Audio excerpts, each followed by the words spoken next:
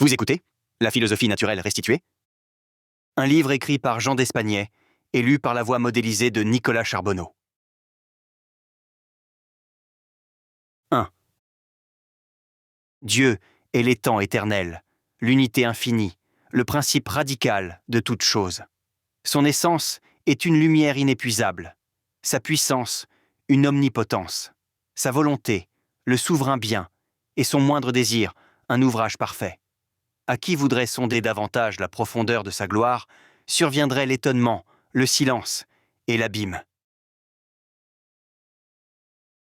2. La plupart des sages ont enseigné que, de toute éternité, le monde était dessiné dans son propre archétype. Mais cet archétype, qui est toute lumière, replié sur lui-même comme un livre avant la création de l'univers, ne brillait que pour soi. Il s'est ouvert et développé dans la production du monde comme s'il accouchait. Il a rendu manifeste son ouvrage, auparavant caché en esprit comme dans une matrice, par une extension de son essence, et il a ainsi produit le monde idéal, puis, comme d'après une image, déjà, redoublé de la divinité, le monde actuel et matériel. C'est ce qu'indique le trismégiste L, lorsqu'il dit que Dieu changea de forme, et que toutes choses furent soudain révélées et converties en lumière. Le monde n'est à la vérité rien d'autre qu'une image à découvert de la divinité dissimulée. Il semble que les anciens aient fait comprendre cette naissance de l'univers par le mythe de leur Pallas, extraite du cerveau de Jupiter grâce à Vulcain, c'est-à-dire à l'aide d'un feu ou d'une lumière. 3. L'éternel auteur des choses, non moins sage dans leur ordonnance que puissant dans leur création, a réparti la masse organique du monde dans un ordre tellement admirable que les choses les plus hautes avec les plus profondes et les plus profondes avec les plus hautes sont mélangées sans se confondre et se ressemblent par quelque analogie. De sorte que les extrémités de tout l'ouvrage, grâce à un nœud secret, sont jointes très étroitement entre elles par des degrés intermédiaires insensibles, et que toutes concourent spontanément au respect du modérateur suprême et à la modération de la nature inférieure, prêtes qu'elles sont à se dissoudre au moindre commandement de celui qui les a liées ensemble. C'est pourquoi le même Hermès affirme à bon droit que ce qui est en haut est comme ce qui est en bas. 4. Celui qui transfère l'autorité suprême de l'univers à une nature autre que la nature divine nie qu'il y ait un Dieu. En effet, il n'est pas permis de reconnaître un autre, vouloir, incréé, que cette nature, tant pour produire que pour conserver les individualités de la machine étendue, sinon l'esprit lui-même du divin architecte, cet esprit qui au commencement planait sur les eaux, qui fit passer de la puissance à l'acte, les semences de toutes choses confusément mêlées dans le chaos, et après qu'il les en eut tirées, traita les essences inférieures en faisant tourner la roue d'une constante altération pour les composer et les dissoudre selon un mode géométrique. V. Quiconque ne sait pas que cet esprit, créateur et recteur du monde, qui est répandu et infus dans les œuvres de la nature comme par un souffle continu, qui se diffuse largement en toutes choses, et qui meut selon son genre chaque universel et chaque singulier par un acte secret et pérennel, est l'âme du monde.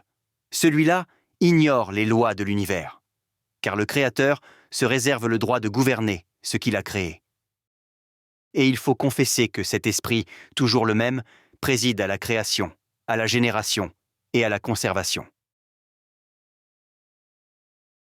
Vie.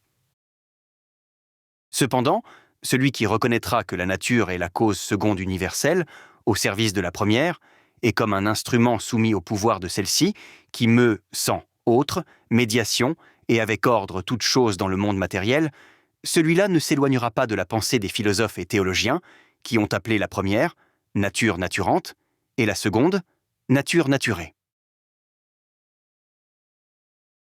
7. Celui qui a été instruit dans les arcanes de la nature ne contestera point que cette nature seconde, servante de la première, est l'esprit de l'univers, c'est-à-dire une vertu vivifiante, et douée d'une fécondité secrète, de la lumière qui fut créée au commencement et contractée dans le corps du soleil. C'est cet esprit de feu que Zoroastre et Héraclite ont appelé un feu invisible, et l'âme du monde. L'ordre de la nature n'est rien autre que la suite, formant texture, des lois éternelles qui furent émises et promulguées par le souverain suprême, et imprimées à de multiples exemplaires pour ces peuples innombrables, chacun les recevant à sa manière. C'est sous leurs auspices que la masse de l'univers exécute ses mouvements. La vie et la mort occupent tour à tour les extrémités ultimes de ce volume, et tout le reste est le mouvement qui se fait de l'une à l'autre, et réciproquement. 9. Le monde est comme un ouvrage d'artisan fait autour. Ses parties sont nouées par des étreintes mutuelles comme les anneaux d'une chaîne. La nature est placée au milieu comme une ouvrière remplaçante de l'architecte, qui dirige les changements de toutes choses et, partout représente, répare incessamment, comme le fabricateur lui-même, celles qui sont usées.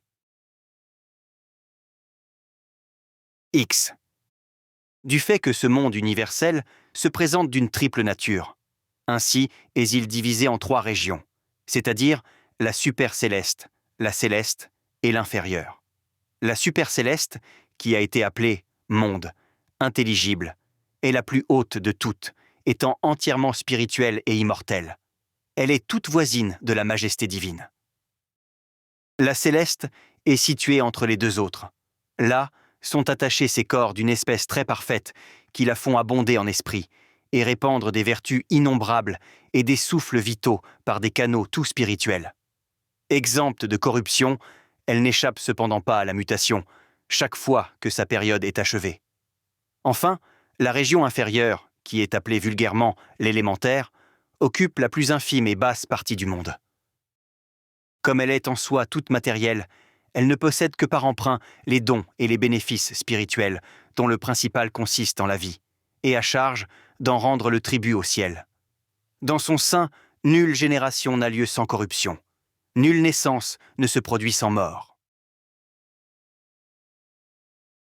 11. 2. Est prévu par la loi de la création que les choses inférieures obéissent et servent aux moyennes, les moyennes aux supérieures, et les supérieurs au suprême recteur sans autre médiation que la volonté de celui-ci. Tel est l'ordre et la commune mesure, symétria, de l'univers tout entier. 12. Comme au seul Créateur, il appartenait de créer de rien, et de créer ce qui lui plut. De même à lui seul est réservé le droit de faire retourner les choses créées au néant. Car tout ce qui porte le caractère de l'être ou de la substance ne peut plus en être détaché, et par la loi de la nature, il lui est interdit de passer au non-être. C'est pourquoi le Trismégiste affirme justement que rien ne meurt dans le monde, mais que toute chose passe et change. Car les corps mixtes qui se composent des éléments, par la roue de la nature, se résolvent de rechef en leurs éléments. C'est la loi de la nature que de dissoudre à nouveau toute chose en ses éléments, mais sans cependant l'abolir jusqu'au néant. Les philosophes ont cru qu'il y a une matière première, plus ancienne que les éléments. Mais, comme ils en ont eu peu de connaissances, ils la décrivent peu. Et comme sous un voile, ils disent qu'elle est exempte de qualités et d'accidents, mais qu'elle est le premier sujet des qualités et des accidents, qu'elle est vide de quantité, mais que par elle, toutes choses sont quantitatives, qu'elle est simple, mais qu'en elle siègent les contraires, qu'inconnue au sens, elle est la base des choses sensibles. Nous espérons que vous avez apprécié cet aperçu. Pour continuer à écouter ce livre audio sur Google Play Livres, utilisez le lien dans la description de la vidéo.